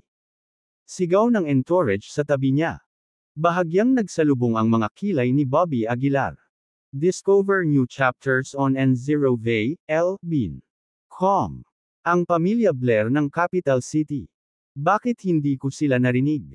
Wala akong alam tungkol sa pamilya Blair. Bakit ka nandito? Kumunot ang noo ni Bobby Aguilar. Hindi mo kilala ang pamilya Blair. Gaano katapangan? Nang marinig ito, galit na galit ang entourage. Akmang kikilos na siya, itinaas ni Dexter Blair ang kanyang kamay para pigilan siya. "Normal lang para sa isang karaniwang tulad mo na hindi kilala ang pamilya namin ni Blair." "Walang pakialam na," sabi ni Dexter Blair. "Kailangan ko lang sabihin sa iyo na ang aming pamilya Blair ay kapantay ng pamilya Taylor, at sapat na iyon. Katulad ng pamilya Taylor. Ang pamilyang Blair na ito ay talagang hindi karaniwan."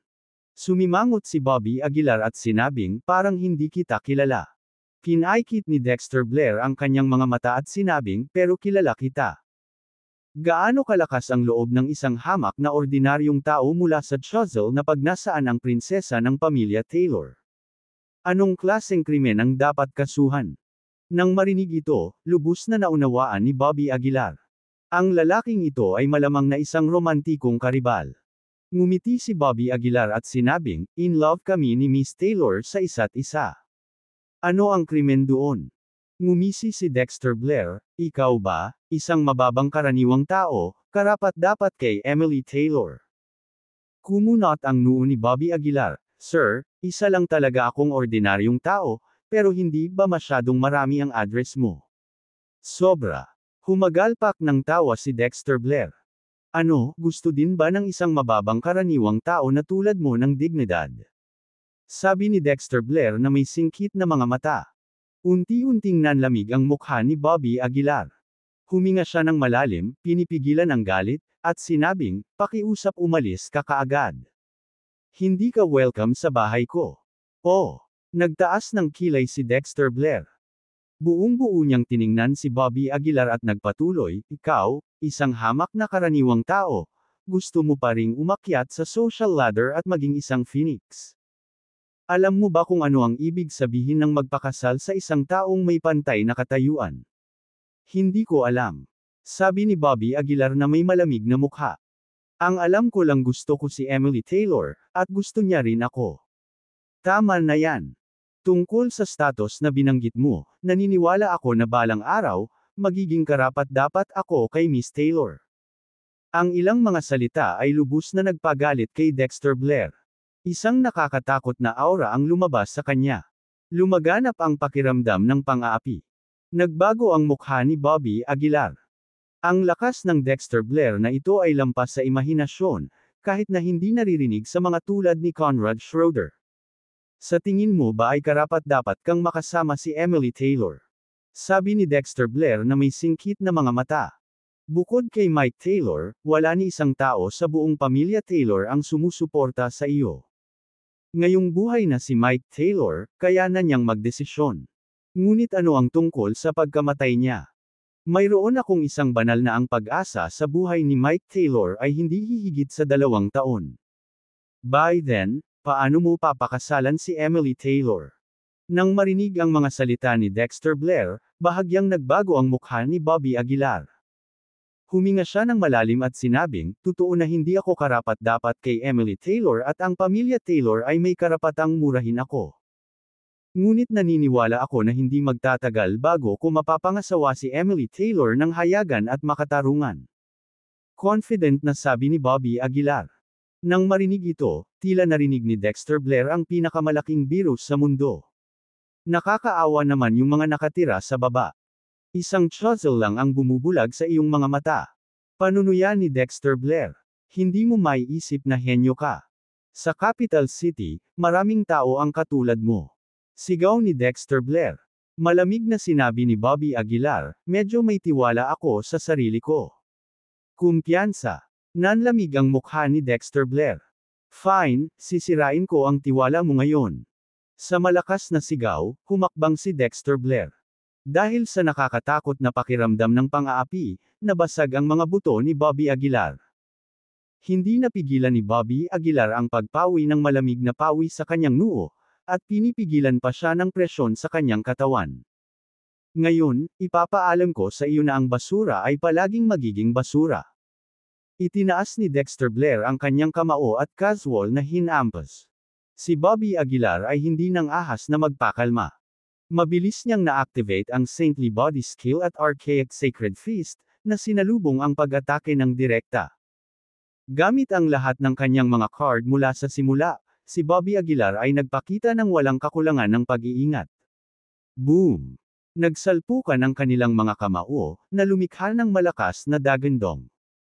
Gayunpaman, ang gintong liwanag sa mga kamao ni Bobby Aguilar ay agad na nabasag. Sa isang casual na suntok lang, nadurog ni Dexter Blair ang trump card ni Bobby Aguilar. Boom! Isa pang suntok at lumipad palabas ang katawan ni Bobby Aguilar. Kumalat ang inner strength sa katawan ni Bobby Aguilar sa isang iglap. Bagaman ang mga kamao lamang niya ang nasugatan, malinaw na naramdaman ni Bobby Aguilar na ang kanyang buong katawan ay nagkaroon ng pinsala. "Hari ng chisel. Iyon lang ang mayroon ka." Paulit-ulit nang inisyon ni Dexter Blair. Si Bobby Aguilar ay nagdikit ang kanyang mga ngipin, gustong bumangon mula sa lupa, ngunit natagpuan ang kanyang sarili na walang lakas. Lumapit si Dexter Blair kay Bobby Aguilar at tinapakan ang kanyang paa sa ulo ni Bobby Aguilar. Ang mundong ito ay hindi isang bagay na mauunawaan ng mga mas mababang uri. Malamig na sabi ni Dexter Blair. Kahit ang pinakatiwala mong lakas ay madaling durugan ko. Ano sa tingin mo ay makakalaban mo ako? Kung gusto kitang patayin, maaari kitang durugan hanggang mamatay ngayon din. Si Bobby Aguilar ay desperadong nagpumiglas, ngunit ang kanyang katawan ay nanatiling hindi gumagalaw. Gumapang ang paa ni Dexter Blair sa katawan ni Bobby Aguilar habang nakapikit at sinabing, "Basura, sumuko ka na lang. Kahit na ang iyong background o ang iyong mga talento, lahat sila ay walang kwenta sa harap ko." Matiim na tinitigan ni Bobby Aguilar si Dexter Blair, kumagat ang kanyang mga ngipin at sinabing, "Nandito ka kung nasaan ka ngayon dahil lamang sa mga mapagkukunan ng iyong pamilya. Kung ikaw ay katulad ko, na walang-wala, tiyak kong mas masahol ka kaysa sa akin." Sa loob lamang ng kalahating taon, nagmula ako sa wala hanggang sa kung nasaan ako ngayon, at ikaw, na umaasa sa walang katapusang mapagkukunan ng iyong pamilya sa capital city, ay isa lamang Grandmaster. Sa ating dalawa, sino ba talaga ang basura? Kabanata 230. Si Bobby Aguilar ay hindi nagpakita ng takot kay Dexter Blair, kahit na pinukaw siya. Ito ay talagang pumukaw ng kaunting interes kay Dexter. Tumingin siya kay Bobby at walang pakialam na sinabi, "Matagal nang nangahas ang isang langgam na sigawan ako ng ganito." Halos lahat ng nasa paligid ni Dexter ay sumunod sa bawat utos niya. Alin sa kanila ang hindi big shot sa capital city? Ngunit si Bobby, isang uod na nakatira sa ilalim, ay naglakas loob na sumigaw ng ganito. Gaano kawili-wili, masyadong kawili-wili. Hindi napigilan ni Dexter ang humagalpak ng tawa. Tumingin siya kay Bobby at sinabing, "Ipinanganak ako sa tonelada ng bundok. Sa isang salita, ako, maaaring baguhin ang takbo ng iyong buhay. Ano ang nagpapakatiwala sa isang uod na tulad mo?" Bumangon si Bobby sa lupa. Pinunasan niya ang dugo sa gilid ng kanyang bibig at malamig na sinabi, "Hindi ko gusto ang iyong mapagkunwari na ugali, at hindi ko gusto ang paraan ng pagtingin mo sa mga taong tulad natin sa ibaba. Sa tingin mo ba ay hindi ka matatalo? Ilang pamilya na ang bumagsak sa pagbabago ng panahon. Dexter Blair ang pangalan mo, tama ba? Wala pang isang taon, pupunta ako sa capital city para mag-propose. Sana ay magkaroon pa tayo ng isa pang laban." Hindi mapagkumbaba at hindi mayabang ang mga sinabi ni Bobby pero mas lalo nilang pinatawa si Dexter. "Hahaha, ito ay masyadong kawili-wili, masyadong kawili-wili." Tumawa ng nakakaloko si Dexter. "Narinig mo ba yun? Hinahamon ako ng langgam." Umiling si Dexter.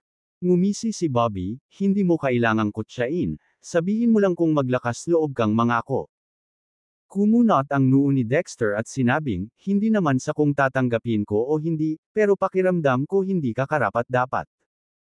Anong mga kwalipikasyon ang kailangan kong hamonin ng uod na maaari kong durugan ng paa?"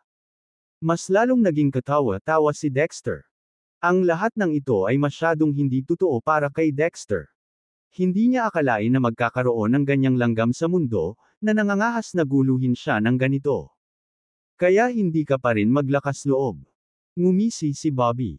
"Mukhang hindi ka gaanong kumpiyansa sa mga mapagkukunan ng iyong pamilya Blair at sa iyong sariling mga talento." Pangungot siya ni Bobby. Naningkit ang mga mata ni Dexter. Malamig niyang tinitigan si Bobby at sinabi sa malamig na boses, "Reverse psychology. Sige, nagtagumpay ka. Sa isang taon, hihintayin kita sa capital city. Crush kita, itong uod," sa harap ni Emily Taylor. Habang sinasabi niya ito, huminto sandali si Dexter. Sinulyapan niya si Edward Green sa hindi kalayuan, at sinabing walang pakialam, "Sa oras na iyon, lahat ng tao sa paligid mo ay patay na." Nanlamig ang mukha ni Bobby, at nag-alab ang walang pangalang galit sa kanyang puso. Ang mga tinatawag na big shot na ito ay walang pakialam sa mga ordinaryong tao. As if they could casually decide the life or death of someone. "Dexter, ito ay isang deal." Huminga ng malalim si Bobby. Magkita-kita tayo sa capital city, at kung ako ang manalo, hindi ko rin pababayaan ang pamilya Blair. Lilipulin ko ang lahat ng taong ito, ang tinatawag na big shot, at malalaking pamilya na naglalaro sa buhay ng ibang tao. Malamig na sabi ni Bobby. Tawa na ng tawa si Dexter na malapit ng mahati ang tiyan. Ikaw ang pinakamatapang na langgam na nakita ko. Ngumisi si Dexter. Huwag kang mag-alala, kapag pumunta ka sa capital city, magpo-propose din ako kay Miss Taylor at papatayin kita. Walang pakialam ang tono ni Dexter, parang dinudurog lang ang langgam, hindi kumikitil ng buhay. Tara na. Pagkatapos, pinangunahan ni Dexter ang kanyang entourage at tumalikod para umalis. Oh, may nakalimutan ako. Sa sandaling ito, tila may naalala si Dexter. Lumingon siya at marahang iwinagayway ang palad. Isang mabangis at malakas na chi ang sumabog patungo sa bahay ni Bobby. Boom! Sa isang casual na paghampas lang, gumuho ang bahay sa harap ni Bobby. Ayoko talagang makita ang mga larawang iyon. Malamig na ngumuso si Dexter. Mga larawan. Biglang nagsikip ang mga pupils ni Bobby. Halos mawalan na siya ng malay sa galit. Mariin niyang ikinuyom ang kanyang mga kamao, handang hampasin anumang oras. Pero sa huli, nagpigil pa rin si Bobby. Malinaw na malinaw sa kanya na hindi siya katugma ni Dexter sa ngayon. Napabuntong hininga si Bobby. Malamig niyang pinagmamasdan ang direksyong paalis ni Dexter at ang lamig sa kanyang mga mata. Dexter, hindi ka palaging nasa ganoong posisyon. Malamig na sabi ni Bobby. Nagmamadaling lumapit si Edward Green. Napalunok siya at bamulong, Mr. Aguilar, itong si Dexter. Nakakatakot siya. Ang pang-aapi na dulot niya ay hindi ako makagalaw, sumulyap si Bobby kay Edward at walang sinabi. Ang lakas talaga ni Dexter ay lampas sa imahinasyon. Maging ang pressure na dala ni Kato Cain ay hindi ganoon kalakas. Nawasak ang bahay, at ang mga larawan sa dingding ay naging itim na pulbos. Ito ay labis na nasaktan si Bobby, at ang kanyang pagkamuhi kay Dexter ay lalong lumakas. Kasabay nito, malinaw din itong napagtanto ni Bobby ang agwat sa pagitan niya at ng mga dandies ng capital city. Tara na. Nabawi ni Bobby ang kanyang katinuan. Tumalikod siya at dirdiretsong pumasok sa kotse. Ginoo. Aguilar, saan tayo pupunta ngayon? Tanong ni Edward. Puting lungsod. Seryosong sabi ni Bobby. Sige. Wala nang sinabi pa si Edward at tinapakan ang gas, nagmamadaling pumunta sa White City. Sa highway, umuungal ang dalawang Audi 7 Rupees S. Dahil sa sobrang bilis nila ay natano sila sa highway. Umupo si Bobby sa sasakyan na bahagyang nakapikit. Naramdaman niya ang vitality chi sa loob ng kanyang katawan at hindi niya maiwasang mapasimangot. Bagamat nahawakan na niya ang kisame ng Foundation Building Stage 7, hindi niya ito nalusutan. Sa sandaling ito, ang kotse ay biglang humampas sa preno. Malakas na nontog ang ulo ni Bobby sa front seat. Anong nangyari? Kumunot ang noo ni Bobby. Bago pa makapagsalita si Edward, may nakita siyang BMW M3 na magkatabi. Ang BMW M3 na ito ay malinaw na binago, na may mabilis na bilis at medyo pinalaking disenyo. Ginoo. Aguilar, ang sasakyang ito ay sadyang humaharang sa atin. Kumunot ang noo ni Edward. Tumingin si Bobby sa labas at ikanaway ang kanyang kamay, marahil ay mayamang pangalawang henerasyon, huwag mo na lang silang pansinin. Oo. Tumango si Edward, sadyang binagalan ang takbo para maunahan ang M3. Akala nila tapos na ang usapin, pero pagdating nila sa toll station, hinihintay talaga ng M3 si Bobby. Nang makita ang kotse ni Bobby, dalawang binata na eleganteng nakadamit ang lumapit. Sinampal nila ang pinto ng kotse at tinuya, natatakot na. Napakabagal sa pagmamaneho, ano ang silbi ng pagkakaroon ng 7 rupees? Nagbago ang mukha ni Edward, at hindi niya maiwasang mapag-alitan, huwag kang maghanap ng gulo. Ang bilis magalit. Nagtawanan ang mga binata. Galit ka, tandaan mong abutan kami mamaya, o hindi ka namin hahayaang makaalis sa highway. Ngumuso ang dalawang binata at bumalik sa kanilang sasakyan. Nagtakip ng ngipin si Edward, at walang malay na tumingin kay Bobby, naghihintay sa utos ni Bobby.